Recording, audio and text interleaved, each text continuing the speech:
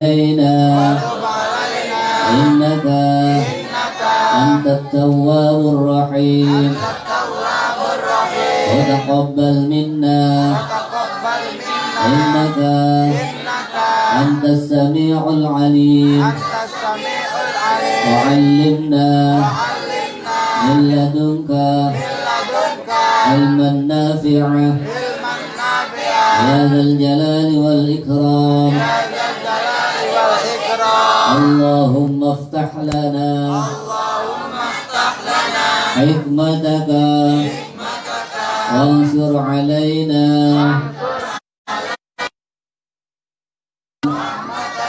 يا ذا الجلال والإكرام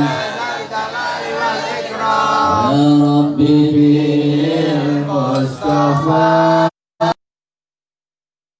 مقاصدنا واغفر لنا ما مضى يا واسع الكرم محمد سيد كونين وثقلين أكبر فريق من قرب ومن أجل يا ربي بالمصطفى بلغ مقاصدنا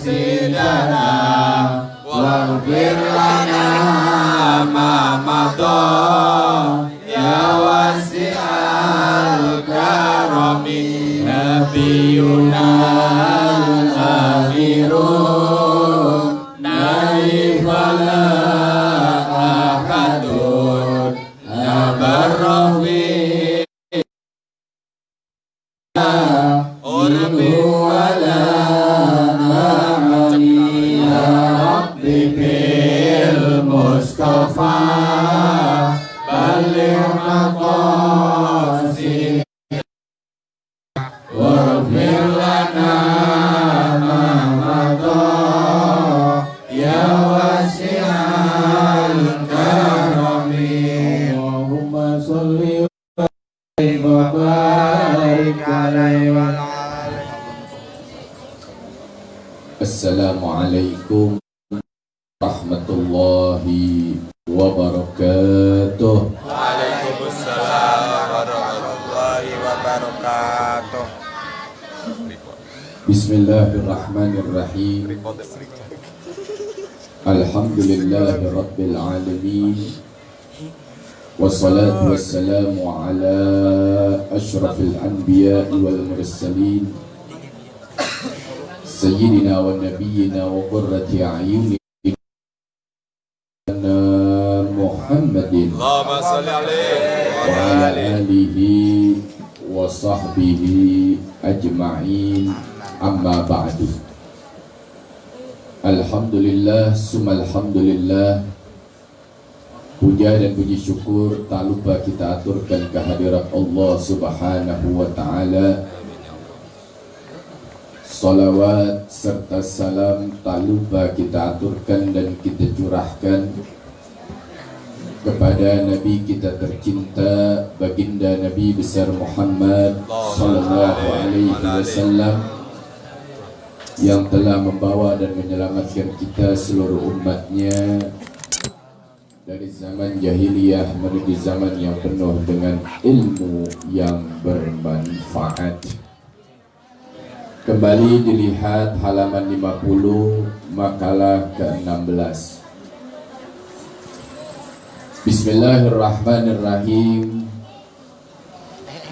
An Abu Sulaiman Ad-Darani fi munajjatihi. Telah dikatakan di dalam doanya, dalam munajatnya, Abu Sulaiman Ad-Darani radhiyallahu ta'ala anhu, di dalam munajat, di dalam doa beliau. Apa nih di dalam doanya yang beliau katakan, yang beliau minta kepada Allah Subhanahu wa ta'ala? Mungkin doa yang selalu beliau ucapkan dan beliau katakan ini tidak pernah kita ucapkan dan kita katakan.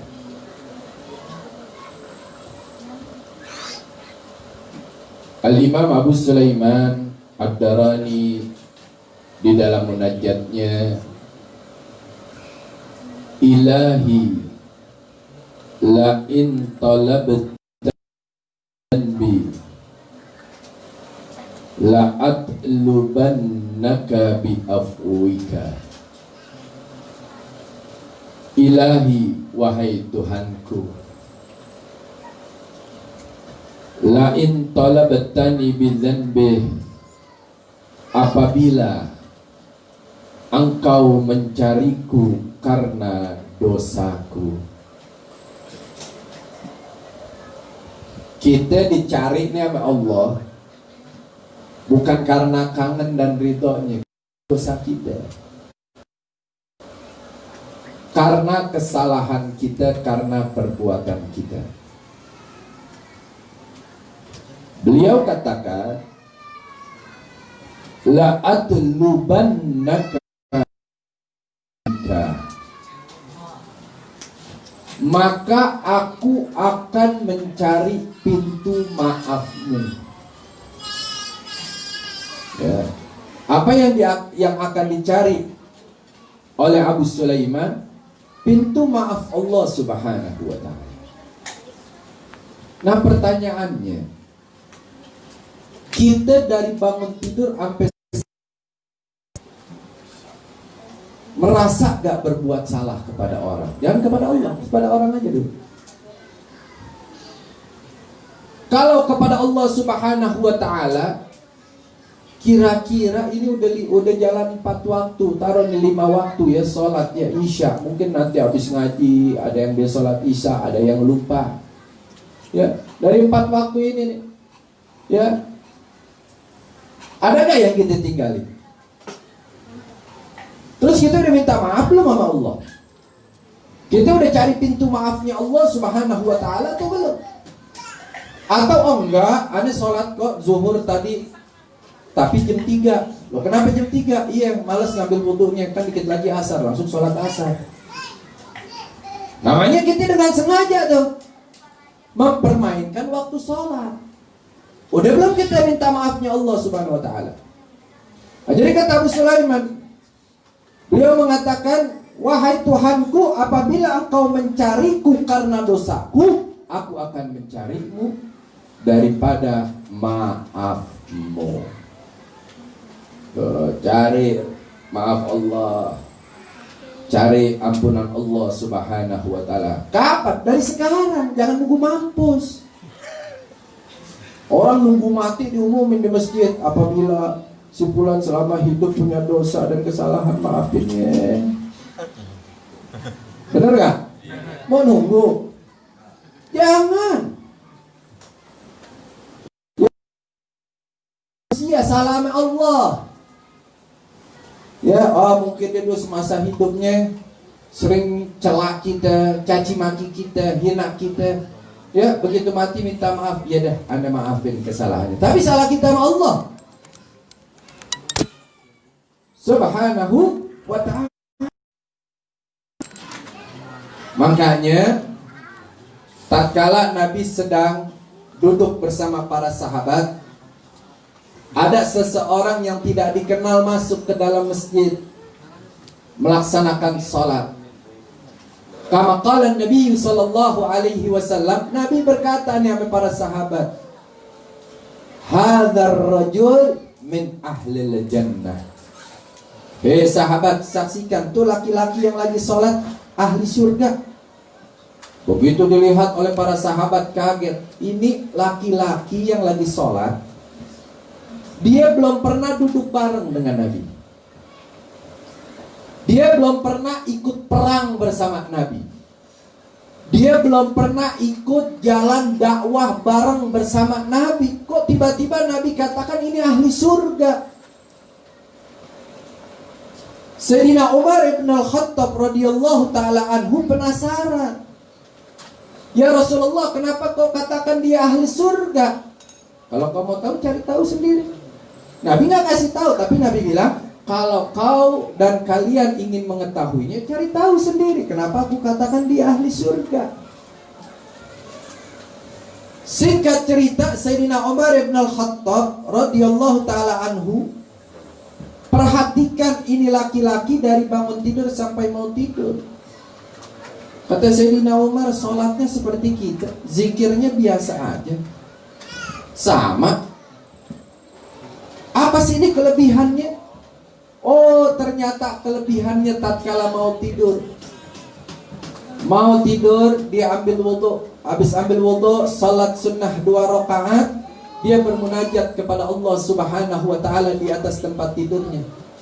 Apa yang dia katakan? Ya Allah, jika dari bangun tidurku sampai aku naik ke tempat tidur ingin tidur, apabila aku mempunyai salah, mempunyai dosa, mempunyai kekhilafan yang disengaja maupun yang tidak disengaja, ya Allah, ampunilah seluruh dosa dan kesalahanku.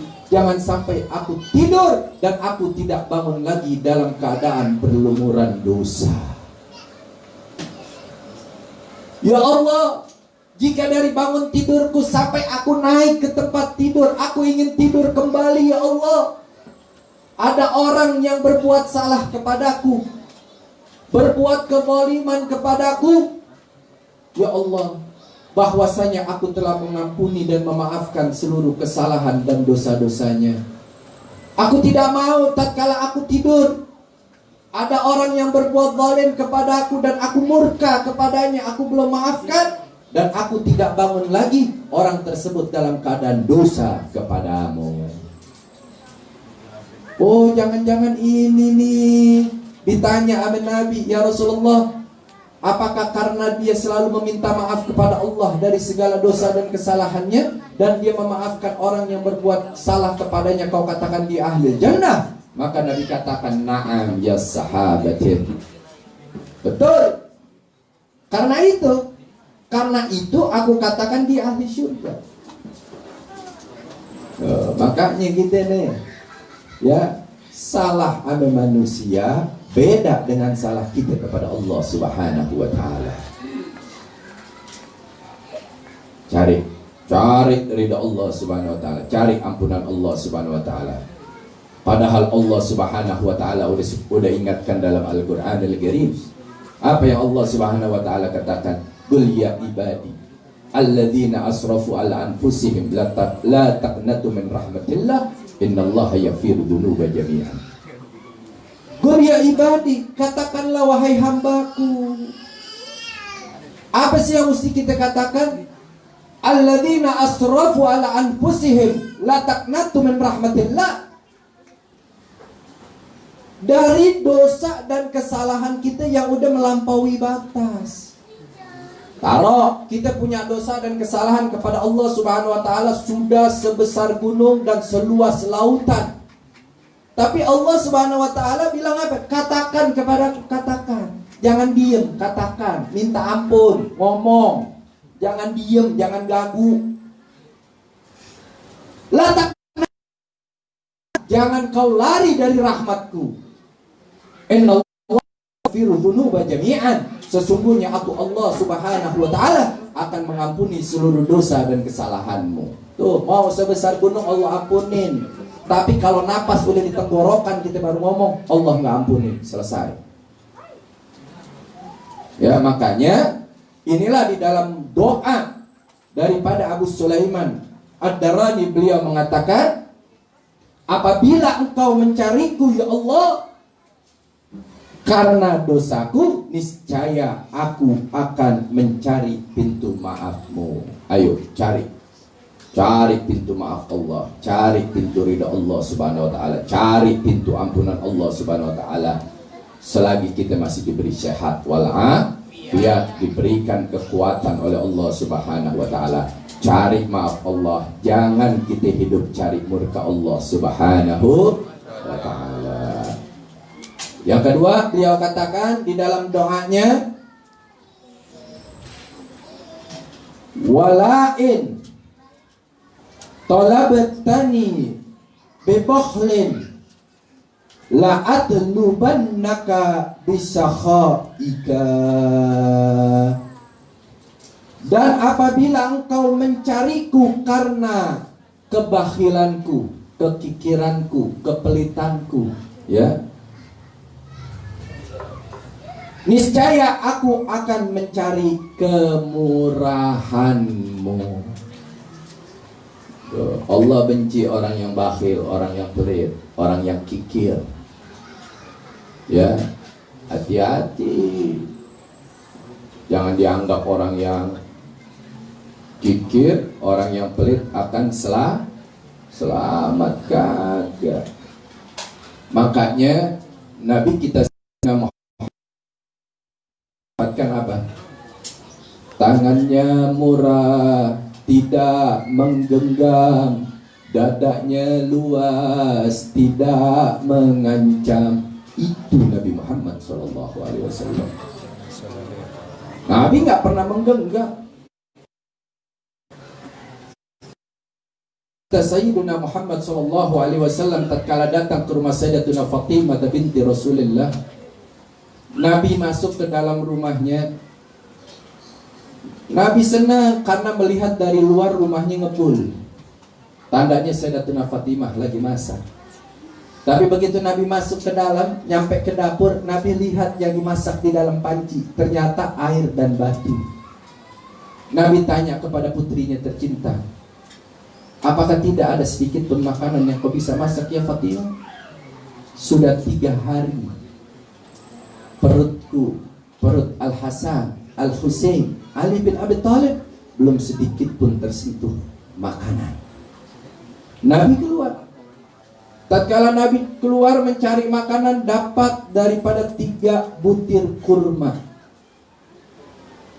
Nabi ingin bawa ke rumah Sayyidatuna Fatimah. Di tengah jalan ada seseorang menghampiri Nabi kita Sayyiduna Muhammad SAW dan mengatakan, ya Rasulullah, aku bersama putra dan putriku belum makan selama 1 minggu. Apa yang Nabi lakukan? Tangannya murah, tidak menggenggam, dadanya luas, tidak mengancam. Apa Nabi katakan, ini aku ada 3 untuk Fatimah, Hasan dan Husain? Enggak. Nabi berikan 3 kurma tersebut kepada orang tersebut, dan Nabi katakan, kau makanlah dan kau berikan kepada putra dan putrimu.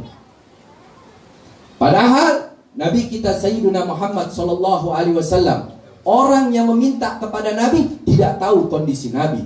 Fatimah binti Rasulullah selaku putrinya tidak mengetahui kondisi Nabi. Nabi sudah 2 minggu perutnya diganjel dengan batu dan tali. Kenapa? Tidak ada sedikit pun makanan yang masuk ke dalam perutnya Nabi kita Sayyiduna Muhammad SAW. Kenapa? Ya, tangannya murah, tidak menggenggam, dadanya luas, tidak mengancam. Sayyidina Utsman ibn Affan tatkala ditanya oleh orang kafir Quraisy, ya Utsman, itu ada orang muslim yang ngutang kepadamu, kenapa engkau tidak tagih? Buat apa aku tagih, kata Sayyidina Utsman. Dia saudaraku, dia susah, kewajiban aku membantu. Walaupun dia bilang hutang kepadaku, tapi aku lunaskan. Kalau dia belanja dibayar. Tatkala dia nggak ada duit, walaupun dia bilang hutang, mungkin dia lagi dalam keadaan susah, maka kewajibanku membantunya. Nggak kikir, nggak bakhil. Ya, lo kemarin minjem, sekarang minjem lagi, mana belum diganti, lagi minjem lagi. Oh gitu tuh. Ya, oh sifat Nabi Muhammad bagaimana? Sahabat-sahabat Nabi SAW punya sifat begitu. Ya, aku cari kemurahan-Mu ya Allah. Sungguh Allah Subhanahu wa taala mempunyai sifat Ar-Rahman, Ar-Rahim, pengasih dan penyayang. Belajar kita untuk menjadi manusia pengasih dan penyayang. Jangan jadi orang bakhil. Rizki ente dari Allah. Ya masih mending Allah Subhanahu wa taala nggak minta pajak napas sama ente. Hah? Iya. Mungkin sekarang orang banyak berdoa, ya Allah, ada napas jarang pakai masker, kotering ya. Pakai masker nggak napas. Napas, orang Allah kasih napas gratis. Disuruh tutupin, kacau. Ya, pakai oksigen bayar. Terbalik, ya, mesti dipahamin tuh, ya. Tapi kalau kita lagi nggak enak badan, bersin baru tutup, ya. Orang bersin kalau nggak ditutup itu ngeluarin virus. Ente mesti paham. Ente yang sakit terkena biasa, orang yang nggak sakit terkena bisa sakit lebih parah dari kita. Tuh, makanya Nabi katakan tatkala bersin tutup, nguap tutup. Nguap ngeluarin racun, apalagi makan jengkol, kacau. Ya, jangankan orang lain ya, bini juga loncat langsung. Mungkin dari kamar sampai ke pintu. Ya, selalu begitu. Ya paham? Iya, nguap tutup. Itu ajaran Nabi. Ya. Nah, cari kasih sayang Allah. Jadikan diri kita orang yang rahman, orang yang rahim. Kapan? Pelan-pelan, sedikit demi sedikit kita berjuang. Beliau katakan di dalam doanya, walain adkhaltanin nara la akhbartu ahlan nar bi anni uhibbuka. Dan apabila engkau memasukkan aku ke dalam neraka, tuh, ya Allah, apabila engkau memasukkan aku ke dalam api neraka, ya, niscaya akan aku beritahukan. Siapa yang diberitahukan? Kepada ahli neraka. Aku akan beritahukan kepada seluruh ahli neraka. Apa yang akan aku beritahukan? Bahwa aku mencintaimu. Ya, bukan berarti, waduh, gue udah capek sholat, udah capek ibadat, pahat, lempar juga ke neraka. Enggak. Orang nanya kepada aku di neraka, hei, kenapa engkau bisa masuk ke dalam api neraka? Karena aku cinta kepada Allah Subhanahu wa Ta'ala. Subhanallah. Coba kita, jangankan api neraka, kasih tuh api dulu.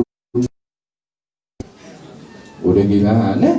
Tapi kita nggak sadar panasnya api dunia. Bagaimana dengan panasnya api neraka? Tapi seorang imam besar tatkala bermunajat kepada Allah Subhanahu wa Ta'ala, jika engkau masukkan aku ke dalam api neraka, ya Allah, aku akan beritahukan kepada seluruh ahli neraka.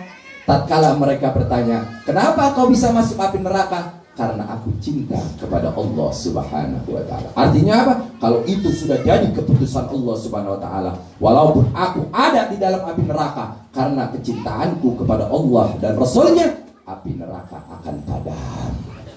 Adem, bukan jadi panas, adem. Makanya Habib Ali bin Muhammad bin Husain al-Habsyi katakan, bagi pecinta Allah dan Rasulnya, apa yang beliau katakan? Jika aku masuk ke dalam syurga, lalu di dalam syurga enggak ada Nabi Muhammad SAW, aku akan keluar dari syurga. Dan kalau Allah ridho aku masuk api neraka, lebih baik aku masuk ke dalam api neraka. Tuh, ini para pecinta Allah Subhanahu wa Ta'ala dan pecinta Rasulnya dengan sebenar-benarnya.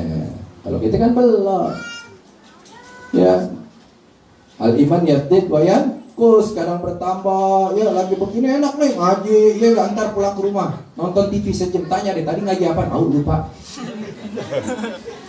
Jawabannya simple. Wah, simple, padat, bikin orang diem.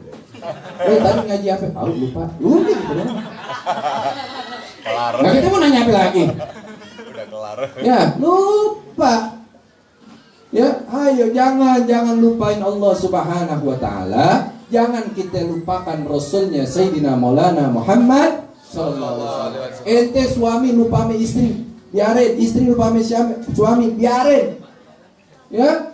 Tapi Allah jangan pernah kita lupa Lupakan, nabinya jangan kita pernah lupakan. Ya, cinta yang abadi itu cinta sama Allah dan Rasulnya.